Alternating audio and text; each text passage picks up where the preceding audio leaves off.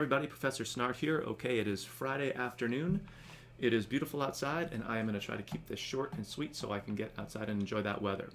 So, hopefully you had a good time doing the significant objects writing assignment for Unit 4. We can just take a quick look at our due dates here. You may have noticed that we get into our first workshop.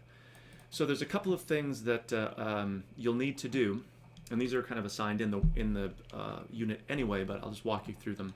So notice first that we have this double due date system. So everybody in the class is going to write a short story. There's really no requirement as far as subject matter. Even length is kind of, flexible. And really the only consideration is the practical consideration of, since you'll be providing feedback to a number of people in your group, or everybody in your group, but different people, you really don't want to have to deal with like 4 30-page short stories. I don't really think people will write that much, but if you are wondering. So I think what we're looking for is not a perfect piece of writing, but also not the first idea you've had about what might become a story. So we want something that's fully fleshed out, that has beginning, middle, end, all the various pieces that we've looked at in earlier units about short stories, for example. But because it's a workshop, we understand that it's not a finished piece of writing necessarily. You're still looking for feedback on it, and you're looking to do revisions or to make changes.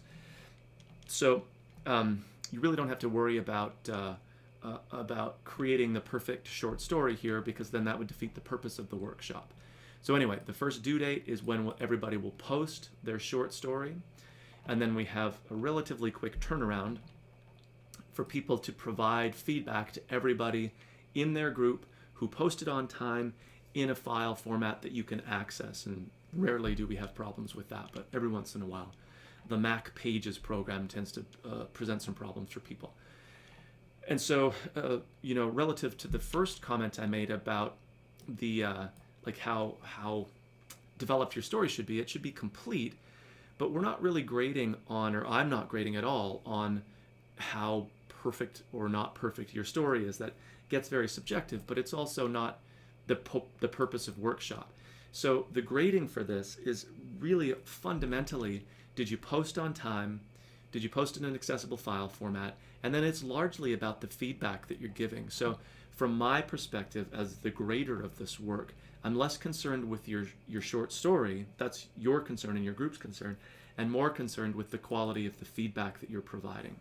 So let's take a look. So be aware then or understand how the double due date system works. Posting your own short story, giving feedback to everybody who posted on time in your group. And so what you'll get as a writer is, depending on your group size, 3 or 4 files back of your story with comments from readers. And I'll show you what that's going to look like in just a sec. So let's take a look at the Unit 5 itself. All right, so before we go anywhere, I want you to review, or at least look at, the how the workshops work section, which I'll look at in just a second here. What you'll notice though is that for our workshop, you can read through all this, but it's basically just set up, right? The assignment is write a short story, right? Not that big a deal, or not that complicated. You'll see that everybody's in a group here, set up as a discussion board. So if I'm in group number 1 here, I would find that group. I think it's this. You find your people here, right? I would go in, just reply to my original empty thread here to post your own original story. That's that first due date. And then once that due date comes and goes, or once people have posted their work in here, you come back in as a group member, get everybody's story, get that file open, or whatever it happens to be, a Word doc, provide some commentary in it, lots of commentary in it, because that's fundamentally what I'm grading, and then post it back. So you'll be able to access original stories, but also get all that feedback through this one same discussion board. Okay, so that's pretty much it. Write a short story, we get some feedback. It works really well. But here is stuff that we want to look at for how the workshops work. Posting, you can look at, it's pretty straightforward, right? You're just posting a file. How the workshops work, give you some strategies for again, posting, and sort of reviews the double due date system, just so we're clear on that. Let's see. how to provide feedback. That's the big thing. And then you can look at the grading part, which again has very little to do with how great or not great your story is. It's really more posting on time, being good about feedback, and then do we see some evidence of what we've covered in class, like the rules of creative writing, for example, showing up in your work. But again, it's really not about are you a great story writer at this point or not. That's what we're growing to become. So the how to provide feedback is really sort of the bread and butter here. Okay, so there's two basic ways that you can do this. But the big thing to notice is that we're not just taking someone's short story file, reading through it, and writing some generic summative paragraph at the end.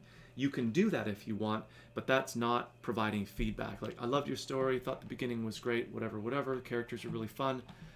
That's fine if you want to say that, but that's not going to generate points for our purposes. That's not the kind of feedback we're providing, or not the method we're using. So there's one way to do it, using the actual comment feature like you might find in Google Docs or in Word. I'm not a super fan of how it looks in Word just because it gets complicated, but it does certainly do the job that we're looking for. So here's just a screenshot of an example of a story called Books in Battle, blah, blah, blah. All the text is here. And notice how someone then has used the comment feature to sort of highlight certain pieces and then provide some commentary. And we want to do this throughout. So there's not just 5 comments. There should be 25 comments. It can be stuff that you really liked. It can be stuff that you wonder about, maybe you think needs some work, places where you're confused.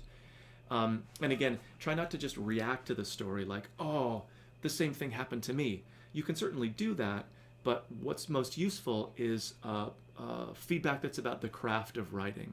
Like, this moment was really tense because of the word choice, or because the paragraph was really short, or really like this dialogue because it seemed very natural, like it's the way someone would actually talk.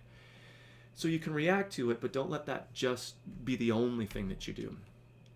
Here again is what it might look like, where people have highlighted, words, lines, commentary throughout. Some are pretty quick, maybe just suggestions for a change. Others much more in-depth, but notice again, throughout. Okay, so the same idea, just a little different way of doing it, is to do it right in the text. But what I want you to do is try to use some form of highlighting, coloring the text, or at least the square brackets, but notice how those become kind of hard to find, like in this example here.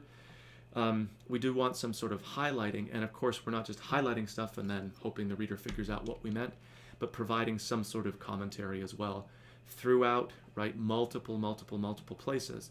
So what's really great is for you as a writer is that you don't just get one of these. You get, if the groups have, I think there were 4 people roughly, you'll get 3 of these back.